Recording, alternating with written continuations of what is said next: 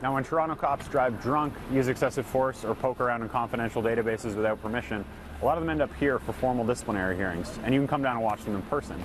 But some cases don't make it all the way through a formal hearing, and others are never even brought here in the first place. Instead, the Toronto Police handle these matters internally, and that means some details about officers' misconduct remain secret. This document, obtained by CityNews, shows the Toronto Police accused an off-duty officer of drinking, sleeping in her vehicle, and getting into a car accident and fleeing the scene. The cop was charged under the Highway Traffic Act, and a courthouse staffer told us over the phone that the officer was convicted of failing to share the road. But this is where the trail ends, because while the officer was originally on track for a public hearing, the service eventually handled the matter in private. Why?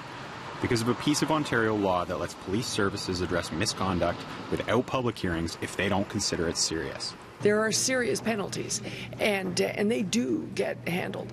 But I think making, at the very least, the results of the hearings, the consequence of the hearings, will give the public confidence. Right now, they can only take my word for it. Toronto Police, who refused a request for an on-camera interview, privately resolved over 600 cases of officer and civilian employee misconduct between 2014 and early May 2017. And when a member of the public makes a complaint about an officer, they do have a say in how the case is resolved. But police will say almost nothing about these cases. So how many of them involve cops showing up late for work, and how many involved officers breaking the law or committing other serious offenses? We don't know. Are you satisfied that the police are making public all the misconduct allegations and substantiated misconduct issues that they should be? No, I'm not confident right now, but a lot of it is really about competency, about understanding what are the net effects of some behaviors.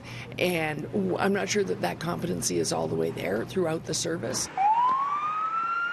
The province announced legislation late last year that could dramatically change police oversight. A spokesperson said the Police Services Act, if passed, removes the requirement for a chief of police to determine what constitutes not serious in nature. For now, though, it's still up to the Toronto Police Service and police services across the province to define serious misconduct on their own terms. Outside police headquarters for City News, I'm Stephen Davis.